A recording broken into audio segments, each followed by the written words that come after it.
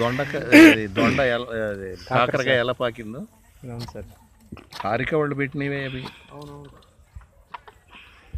Tension పడకపోయి స్లోగా వచ్చాయి.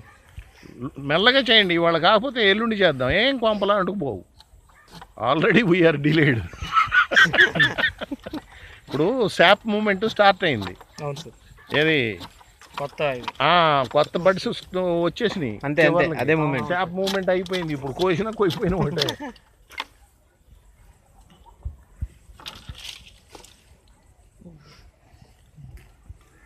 మరీ శాస్త్రోక్తంగా చేయాల్సిన అవసరం లేదు నాన్న, అక్కడ కోసేయి అంతే. ఏమి కోసావురా, అద్భుతంగా కోసాయి.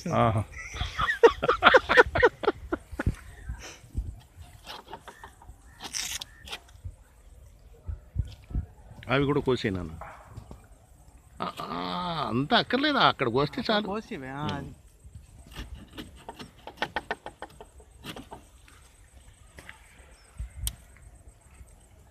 ఇవి కూడా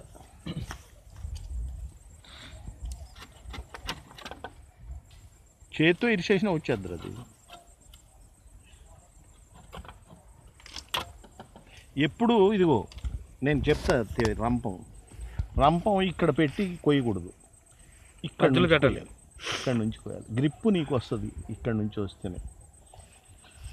ఇది కొయ్యరా, ఇది కింద కొయ్యి, అంత కింద కాదు, ఇంకా పైకి, అక్కడ కొయ్యి. గ్రిప్పు అర్థమైందా నీకు? అది ఎల్.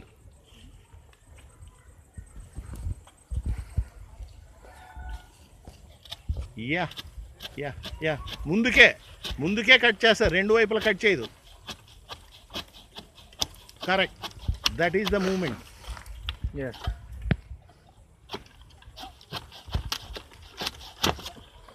చూసావా నువ్వు, you have become an expert. నిన్ను కాలిఫోర్నియా పంపించవచ్చు. You can be sent to California for pruning citrus.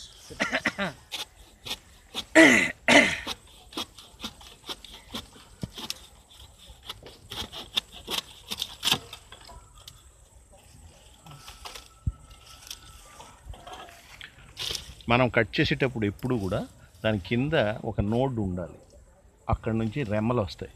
అర్థమైందా? అది గుర్తుపెట్టుకోండి.